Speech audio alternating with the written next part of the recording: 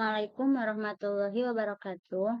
Di sini saya akan menjelaskan strategi pembelajaran yang saya ajarkan kepada murid saya. Di sini saya menggunakan model Discovery Learning dengan pembelajaran teknik narasi dan saya menggunakan metode deskriptif kualitatif. Pada tujuan pembelajaran ini, peserta didik mampu menyampaikan pendapat dan logis dan kritis melalui kegiatan teknarasi dengan mendengarkan dan memahami dan menghargai pendapat orang lain. Salah satunya membaca fantasi. Peserta didik dapat menentukan bagian-bagian teks narasi. Teks narasi isi imajinasi. Kedua, menjelaskan kembali isi teks narasi. Ketiga, menelaah struktur dan kebahasaan teks narasi. Menyajikan gagasan kreatif dalam bentuk cerita imajinasi. Dan media yang saya gunakan yaitu buku berbahan mahirnya berbahasa Indonesia dan sumbernya penerbit Erlangga. Dan saya di sini akan menjelaskan lagi tentang teks narasi. Teks narasi adalah sebuah teks yang berisikan tentang karangan yang mengkaji sekarayan peristiwa menurut urutan terjadinya kronologis. Beliau bermaksud memberi arti kepada sebuah kejadian atau deretan kejadian atau pembaca dapat memetik hikmah dari cerita tersebut. Dalam sebuah cerita teks narasi juga terdapat unsur interaksi seperti penokoh, latar, dan sebagai berikut. Apa yang dimaksud dengan cerita imajinasi? Di sini menjelaskan merupakan yang memaparkan kerangkaian kejadian yang unik dan menghibur. Hasilnya imajinasi menulis. Ada juga struktur imajinasi, juga dibaca cerita imajinasi tersebut atau orientasi, konflik, dan resolusi. Fantasi tersebut merupakan istilah lain dari bagian pengalaman dan bagian permasalahan. Apa tujuan dari teks narasi? Untuk menghibur pembaca, menambah wawasan, ataupun sekedar memberi informasi yang dirangkai dengan teks narasi tersebut. Selanjutnya, kita simak video tersebut ya.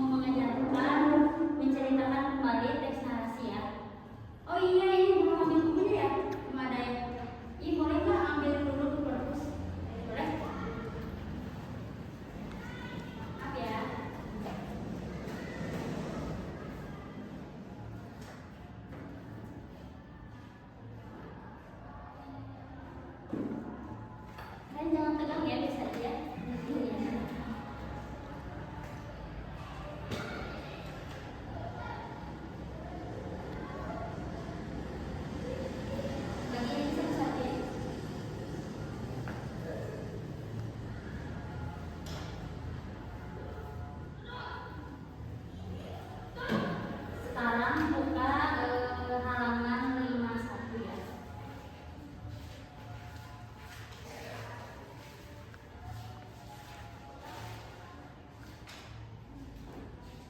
Udah? Sekarang kita akan belajar kembali isi teks narasi cerita imajinasi ya. Kita menceritakan imajinasi dengan kalimat sendiri merupakan langkah awal untuk berarti menulis cerpen, menulis buku, novel yang gitu. Terus di sini ada langkah-langkah yang kita harus menceritakannya gitu.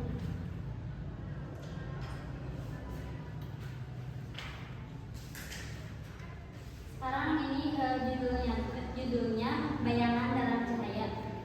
Ada yang bacakan kan? Oh, boleh. Bayangan dalam cahaya. Dan bunyi geledek menggeram seperti singa yang menggaung kelaparan. Cuaca berubah ketika kelihatan cahaya berbentuk satu sama lain dengan hebatnya. Angin kencang yang terus menghantam diselingi debu-debu bertaburan dengan kencangnya. Orang berlalu lalang menuju bangunan berjajar rapi di pinggir jalan yang tinggi sehingga pintunya tertulis nama pemiliknya. Akibat kipratan butur yang bersahutan di tanah, sebuah lubang yang cukup luas terbentuk. Lubang tersebut terhimpit di antara dua rumah yang berdekatan. Lihat itu, ucap seorang anak berperawakan kerempeng yang bernama Jozu Hikari. Orang-orang hanya ternama mendengarnya berdiri di kerumunan warga.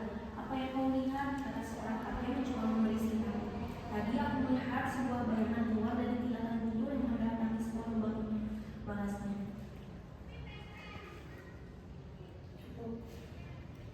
Kasih tepuk tangan dulu buat diri. Di sini ada untuk cerita imajinasi ya. Di sini ada apa aja? Ada judul, orientasi, komunikasi, resolusi. Kalau judulnya gimana? Bayangan dalam cahaya. Kalau orientasinya gimana? Kamu baca ini.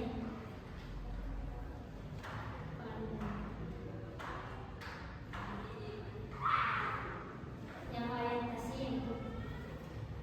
Dan ini geledek menggeram seperti singa yang menggaung kelaparan. Cuaca berubah seketika ketika terlihat kilatan cahaya berbenturan satu sama lain dengan hebatnya. Angin kencang yang terus menghantam diselingi debu-debu bertaburan dengan kencangnya. Orang berlalu lalang menuju bangunan berjajar rapi di pinggir jalan yang di setiap pintunya tertulis nama pemiliknya. Akibat kilatan butur yang terus bersahutan menuju ke tanah, sebuah lubang yang cukup luas terbentuk.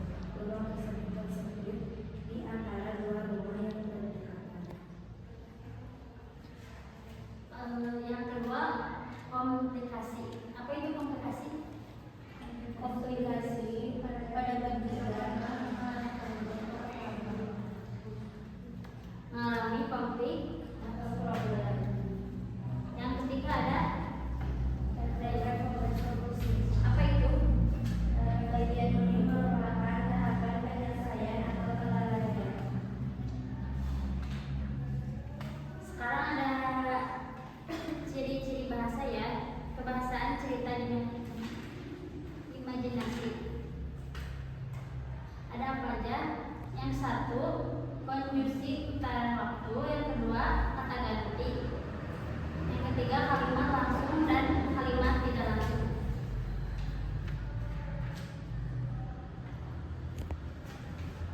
Nanti ada tugasnya dari membuat pengalaman gitu ya.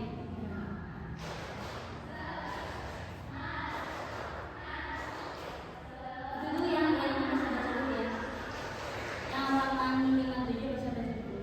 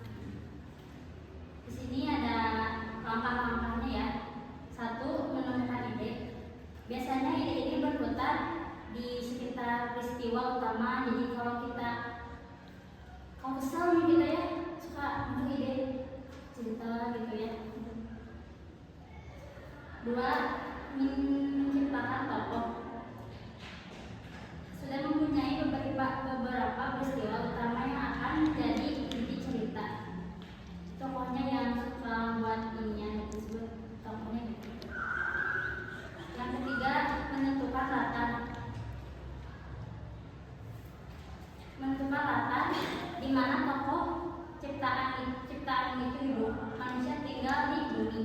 Jadi latarnya latar keempat menciptakan alur. Yang kelima memulai menulis. Ini udah ya ininya materinya sampai sini aja. Nanti kalian tugasnya buat pengalaman aja. Nanti ibu kumpulinnya minggu depan. Oh iya belum di absen ya. Absen dulu ya. Elsa hadir, Sipa hadir, Sima hadir, Salsabila Tiara hadir. Jadi cukup sekian ya, makasih banyak waktunya. Berdoa dulu ya. Berdoa dulu buat KM.